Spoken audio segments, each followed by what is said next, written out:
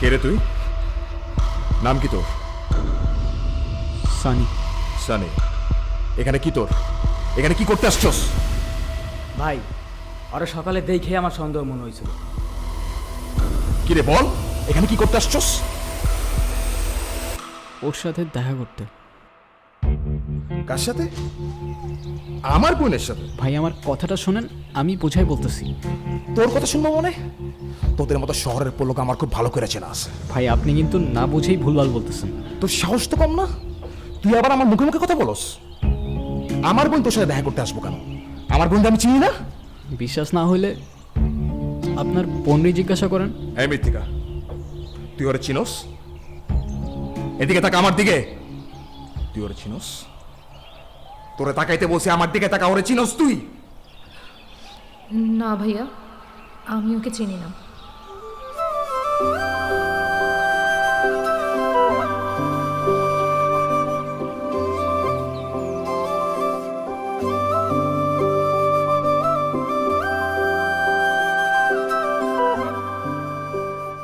আজকের পর থেকে তোরে যদি আমি রসুলপুরে দেখছি, তোর লাশ কেটটা আমি কুত্তারে খাওয়াবো।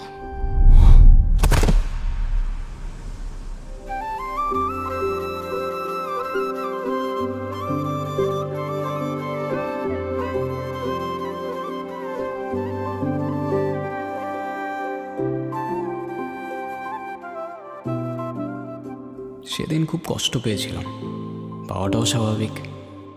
এক মুহূর্তেই ও আমায় চিনতে অস্বীকার করে ফেলল।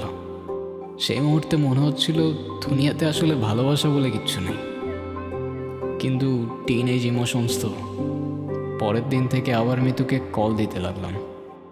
1 দিন, 2 দিন, 5 দিন, 10 দিন, মিতুর ফোন অফ। কেমন যেন অ্যাবনর্মাল হয়ে যাচ্ছিলাম দিন দিন। রাব্বিকে নিয়ে আবার রসুলপুরেও গেলাম। গিয়ে শুনলাম ওখান থেকে ওরা চলে গেছে। কোথায় গেছে কেউ জানে না। বিষয়টা কষ্টের সাথে সাথে রহস্যময়ও ছিল। কিন্তু ওই মুহূর্তে আমার মধ্যে কষ্ট ছাড়া অন্য কোনো ফিলিং কাজ করছিল না।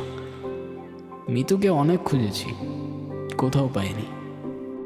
ওর সাথে সাথে ওকে না বলা অনেকগুলো কথা মনের একটা কোণে কোথায় যেন হারিয়ে গেল।